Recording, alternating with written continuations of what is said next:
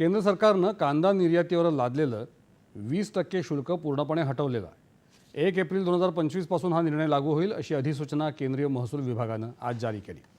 भारतीय बाजारात कांदा पुरेसा उपलब्ध असावा आणि कांद्याच्या किमती स्थिर राहाव्यात यासाठी सरकारनं 20% निर्यात शुल्क लावलं होतं।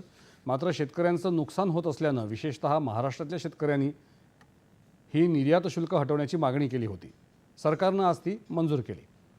निर्यात शुल्क असतानाही 2023-24 मध्ये सुमारे 17 लाख मेट्रिक टन तर 24-25 मध्ये सुमारे 11.5 लाख मेट्रिक टन कांद्याची निर्यात झाली होती।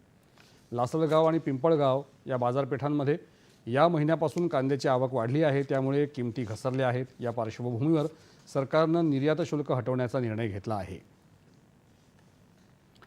कांद्यावरचं निर्यात शुल्क हटवण्याच्या निर्णयाचं मुख्यमंत्री देवेंद्र फडणवीस यांनी स्वागत केलं आहे। या निर्णयामुळे राज्यातल्या कांदा उत्पादकांना मोठा दिलासा मिळेल असं त्यांनी म्हटलंय। या निर्णयाबद्दल त्यांनी पंतप्रधान नरेंद्र मोदी आणि गृहमंत्री अमित शहा यांचे आभार मानले आहेत। उपमुख्यमंत्री एकनाथ शिंदे आणि अजित पवार यांनीही या निर्णयाबद्दल आनंद व्यक्त करत केंद्र सरकारचे आभार मानले आहेत। राज्याच्या विनंतीचा विचार करून केंद्रानं घेतलेल्या या निर्णयामुळे कांदा उत्पादकांना चांगला भाव मिळू शकेल अशी अपेक्षा दोन्ही उपमुख्यमंत्र्यांनी व्यक्त केली आहे।